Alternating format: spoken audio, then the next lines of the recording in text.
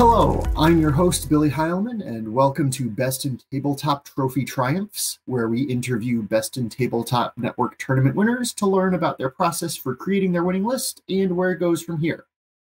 This is the second episode, so I'm again going to give a brief rundown of the show. We're going to spend about 10 minutes doing introductions and lay out at a high level our understanding of the army that Anthony brought and why he brought it. And then we'll take a break and spend another 50 minutes or so in the members area of the YouTube doing a deep dive on his list, the various considerations that went into building it, and where it goes from here. That said, you're not that interested in what I have to say. We're much more interested, both me and the viewers, in what Anthony has to say. So introducing our guest today is Anthony Violence Vanella, as he has written there. You can learn much more about him on an absolutely wonderful Chasing the Narrative that he did with Colin, where in more detail than I ever expected to listen to in a 40K podcast, you can learn about being stabbed and living through it. But truly a wonderful human being, one of the nicest members of the Discord, more than happy to talk to me just on Discord, and I appreciate that all the time. 40K wise, 2021 7th place ITC overall. Is that correct? Yes, that sounds right. Yep. As well as best in faction Dark Eldar. Yes, I was the best of the broken, as I like to say.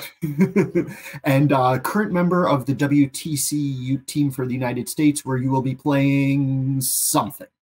Who knows? Indeed, and actually including you at this point is my understanding. Yeah, it's a bit of a TBD. I have a vague idea of what I'm going to be playing, and I'm testing some stuff to see what it's going to be. But we have to see what best utilizes the aggressive nature of my play. And actually, that's the first thing that I want to talk about is the aggressive nature of your play. And while Violence has interesting personal reasons for being there, your MMA background, the reason that I appreciate it is your take on 40K and the play style that you bring to it. So just if you could talk a little bit about that for people who might be familiar with your brand, but not really familiar with why it's there. Yeah, for sure. So I definitely had a interesting intro to 40K. I came to 40K seeking a competitive outlet, which is not how most people first get into the hobby. So I had just stopped playing WoW. I wasn't fighting anymore. I had stopped doing a lot of the things that I had made me competitive because of time constraints or this or that or whatever. So I was like, oh, I can afford 1 to 2 weekends a month to go to a tournament though. Mm-hmm. So let's see if 40K works. I played fantasy when I was younger. So I was like, all right, let's give it a shot. When I started, there was no way that I was aware of, at least, to get coaching aggressively. So I had to kind of figure it out on my own. Because let me interrupt you there. Coaching aggressively does not mean someone telling you to drop and do 50 push-ups. Coaching for an aggressive play style is more what you're saying, yeah? Yes, both, frankly. Okay.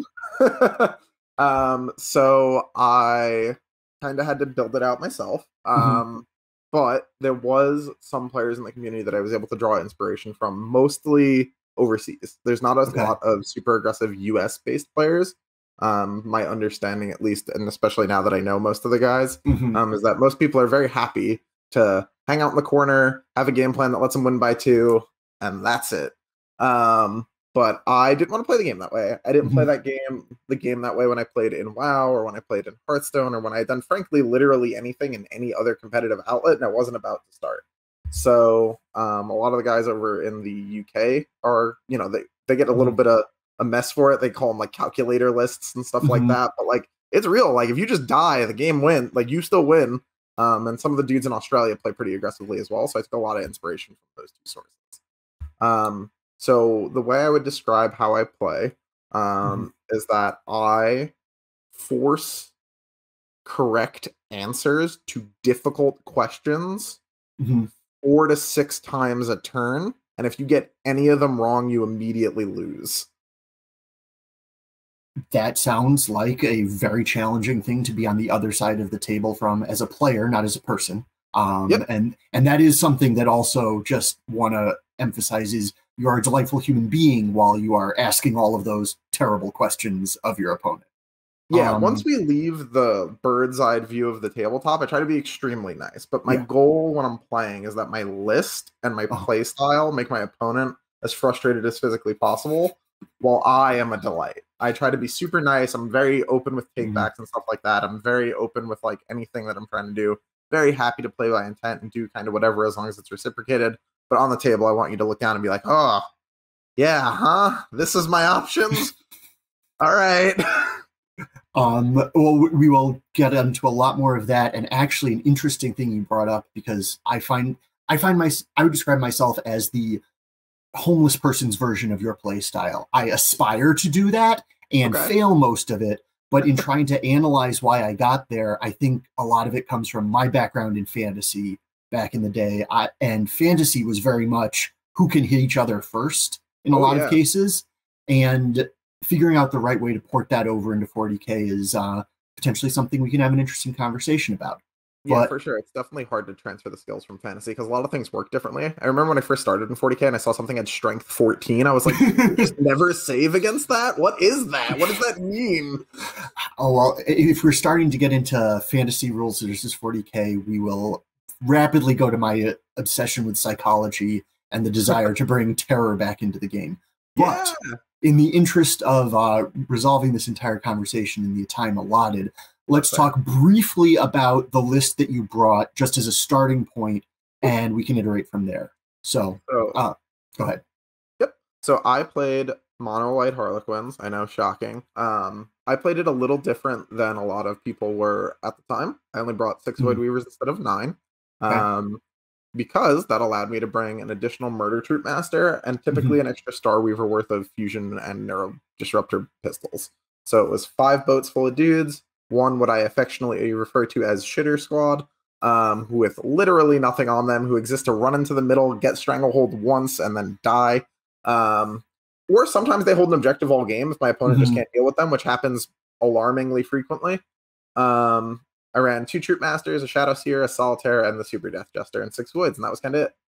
Okay. And then just to give a little bit of background, something I should have mentioned, this was the Battle to End Alzheimer's 40K GT at Tables and Towers. And if you want to hear more about Anthony, go into his thinking leading up to that. There was a phenomenal episode you did with Mike Butler here on Best in Tabletop Network that I personally enjoyed the hell out of. And I would highly recommend folks listen to that because I don't want to recreate that conversation here. I want to have that as the starting point and move forward. And so the last question that I want to tease folks with here is, I think you have a very different take about what makes Harlequins specifically oppressive than a lot of other people. The general consensus is it's the 9 Void Weavers and it's the math. I think you have a different take. Please share it with us. I absolutely do. So I don't think at even the point before they were nerfed that 9 Voids is the best list, assuming you play on anything approximating a reasonable amount of terrain. It is a good list that is difficult to deal with, and Harlequins were so much better than the rest of the meta at that point that it didn't really matter if you were like perfectly optimized or not. But I definitely think the better version, what makes Harlequins fundamentally stronger, and I would even argue now they're the best army in the game that isn't Tyranids, than most things, is that they are blind, like literally in the fluff, blindingly fast. And the ability to redeploy, go 22, then shoot, then back up after you're done shooting, I don't think is something that they'll ever be able to bring to an appropriate balance point. We might see Harlequins normalize now that most of the good players, myself included, abandoning them for NIDs and other things with the armor changes and such. But if I had remained assigned the Eldari book, I likely would have continued playing Harlequins in singles. I think they're that strong. Okay. And I don't play anything but the best army in singles. Fair enough. Your fun is winning, and winning in that particular play style, and the two of those came together. Yeah, for very sure. well. And hopefully you can do that with NIDS, and we can have you back, and I can actually learn about NIDS, which I do not understand. I'll tell you all the things once I know them myself. Fair enough. Well, I look forward to that in the future. But last question before we take a break and go to the members area. the future of clowns going forward. Do you see it if you could, I know I've heard a little bit of your thoughts, but if you could just give us a little bit of what you think that looks like. So the nerfs to them combined with the nerfs to everything opened up clowns in a much more interesting way.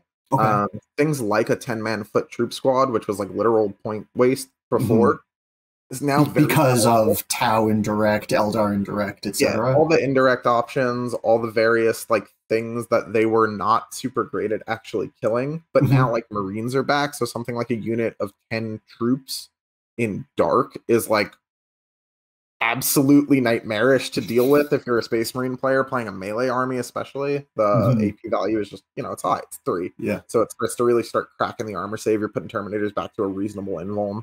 So you can actually, make headway there. Things like Twilight, same thing, Lightfoot troops, stuff like that. Even just the light list I was playing with 2 less voids and no Death Jester is literally the same. You change your pivotal roll on your Shadowseer and you're off to the races, and you kill 700 points turn 1 instead of 1,000, or probably more. It's not too much different, I don't think. Okay. And so the one thing that I want to emphasize here, just because I've heard you say this a few times, and I don't know that this part has ever been made clear. It's that redeploy, if you go first, that can so skew your go first win rate. And then you can just play a reasonable game going second. You still have that speed. But it's the effective double move of I deploy defensively for if I go second. I redeploy forward, move 1, move incredibly far, move 2, and you're just put to those 8 questions you referenced earlier. Right, yeah, exactly. The biggest thing is that so some players do this differently, where they deploy aggressively because they want their opponent back, and then they will redeploy defensively if they go second. I do the opposite, where I deploy super defensively, so that you're like, oh, he's all the way back there. I'll never get to him if I don't deploy aggressively. Right. And then you deploy aggressively, and if I go first, you're 8 shades of out of position now. So, yeah, that's usually my strategy with that. Going first helps that strategy, but going second doesn't make it much worse. Going second's totally fine as Harlequins, because now you have charge targets. So it's like, okay, you have to hold objectives, and you can't just be like, no, I won't do that so you don't kill me. So, okay. Okay, well, everyone, hopefully this was a good taste of the kinds of conversations we're going to have in the members area. We're going to take a short break here and hopefully see many of you and many more of you going forward in this next bit. So thanks very much.